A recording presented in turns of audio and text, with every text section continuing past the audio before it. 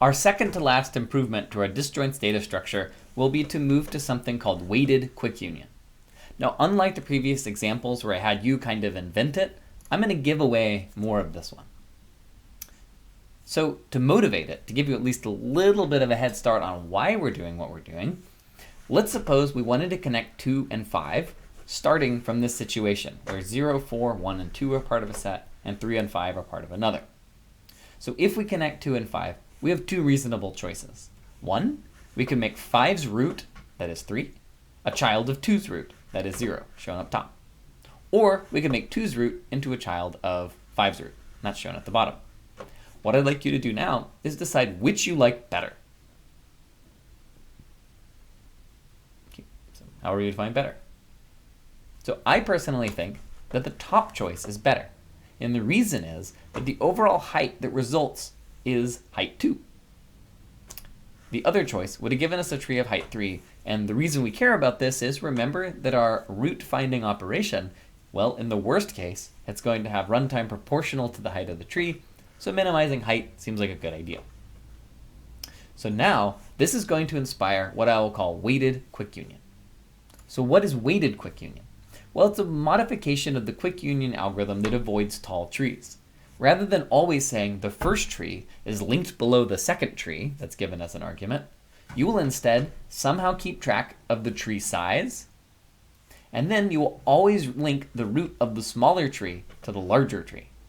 Now, an important note is that for weighted quick union, the thing I'm just giving you here, that you just have to trust me on for a moment, is that we're tracking the number of elements in the tree.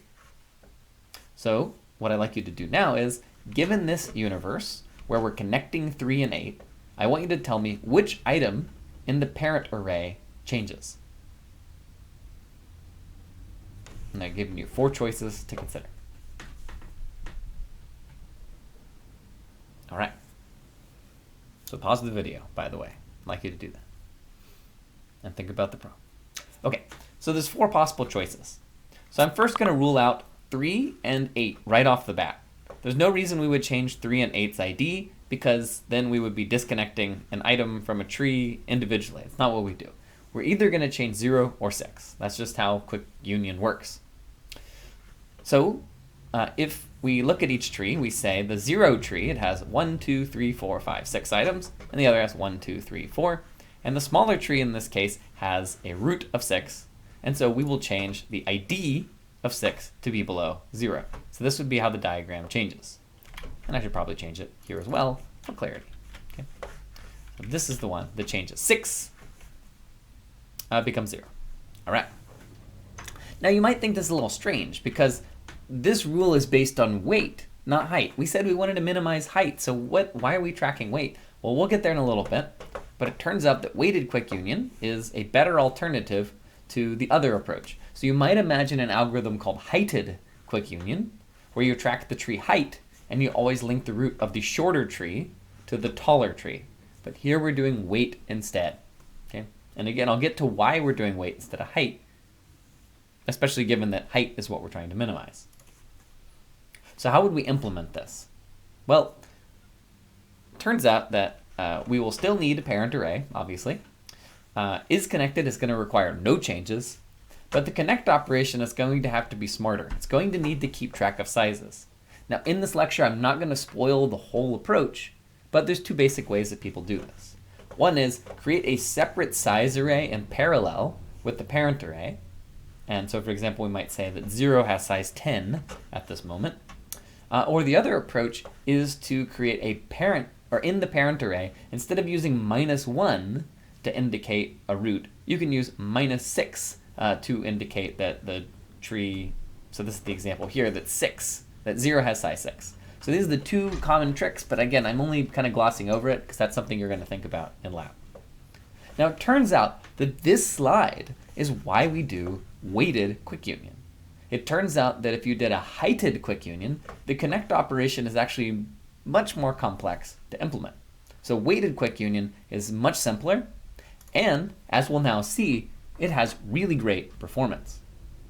So let's consider the absolute worst case where the tree height grows as fast as possible. So if we have a tree with 1 item, n equals 1. The worst possible case is height 0. Okay, there's no height.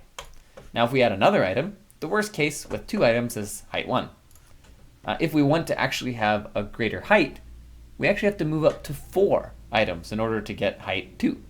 So if the smallest tree I could possibly build using weighted quick union with height 2 would be to build another copy of that same thing and then union them. Now I haven't proven that, but it's something you can maybe pause and think about. Why can I not get a height why can I not get a height 2 tree if I only have 3 items? It's actually impossible. So you cannot find a tree that has 3 items that has height 2. Not if you're using weighted quick union to build it. Okay, well how would I get a height 3 tree? Well, it turns out there's no way using 5, 6, or 7 items to get a height 3 tree.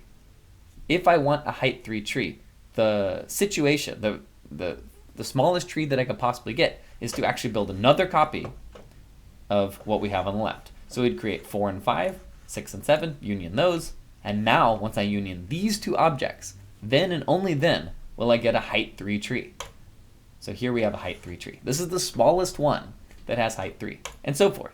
So the smallest one that has height 4 would be of size 16, and so forth.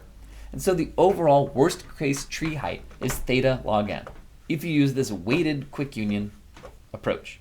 Okay? So that's just kind of a proof sketch, but I hope it's helpful. So you might ask yourself, what about heighted quick union? I won't do the analysis here, but it turns out that heighted quick union is also theta log n, but it is considerably more complex to implement. And so weighted quick union, while it seems like a roundabout way to achieve balanced height, it nonetheless has asymptotic height that is just as good as the heighted quick union approach. So I think that's pretty cool. So here, what do we have?